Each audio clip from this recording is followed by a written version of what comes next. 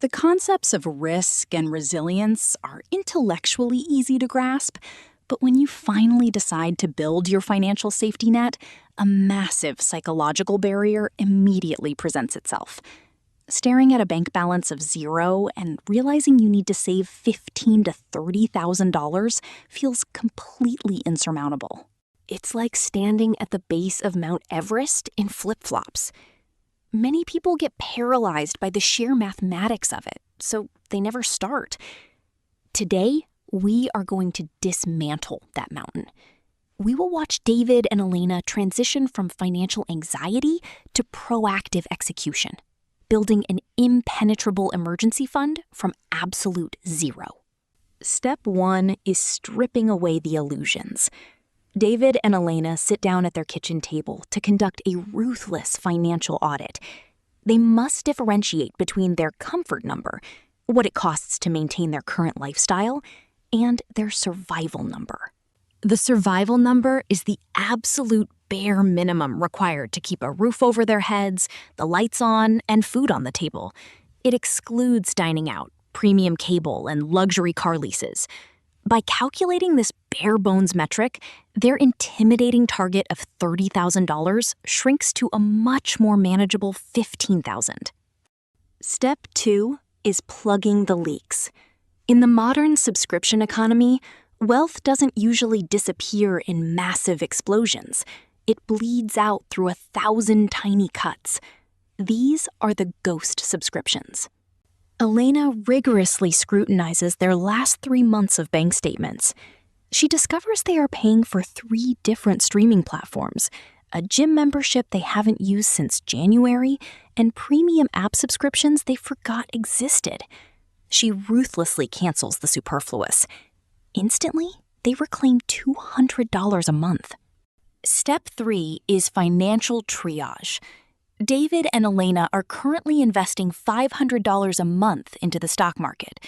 While investing is critical for long-term wealth, doing so without an emergency fund is like installing a luxury stereo system in a car that has no brakes. They temporarily halt all discretionary investing. They divert that entire $500 allocation directly into their new high-yield savings account. They understand this is a temporary pause.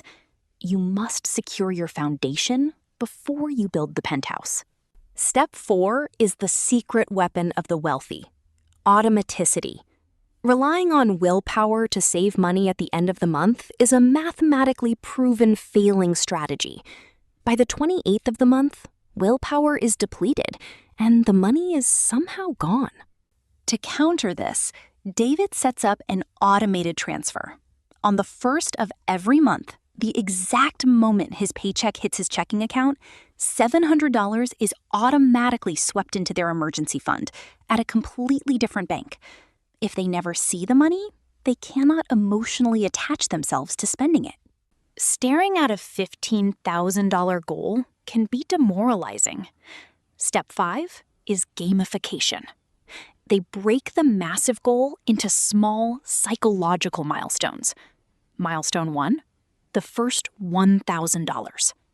This alone prevents 90% of minor inconveniences from becoming credit card debt.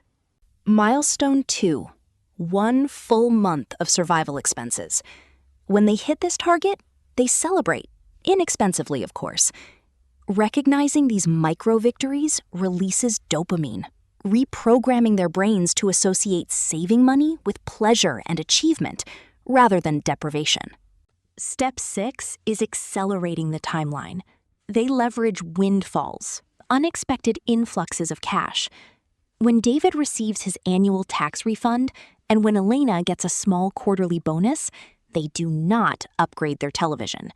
Every single cent is aggressively deposited into the safety net. Furthermore, they audit their physical environment. They sell the premium golf clubs David hasn't used in 2 years and the designer bags Elena no longer cares for. They are effectively converting depreciating, unused physical liabilities into highly liquid, peace-of-mind assets. As the months pass, a profound transformation occurs.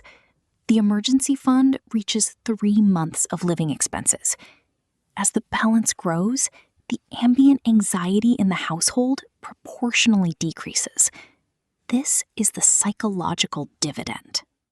David notices he is no longer terrified of his boss. Elena sleeps deeply through the night. They are no longer living on the defensive edge of survival.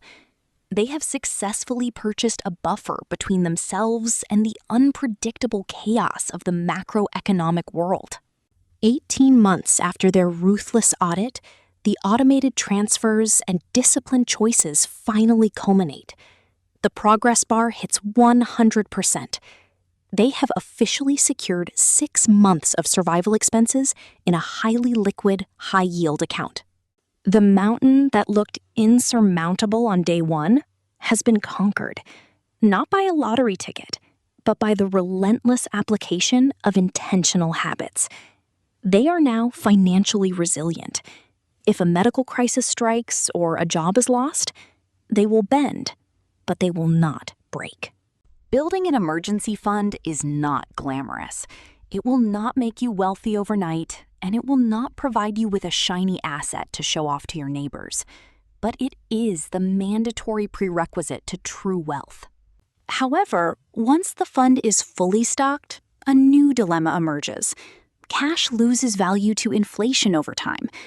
How much cash is too much? Tomorrow, we will dive into the complex balancing act, balancing your emergency fund against aggressive investing. We will learn how to transition from playing defense to playing offense without exposing yourself to ruin. See you in the next episode.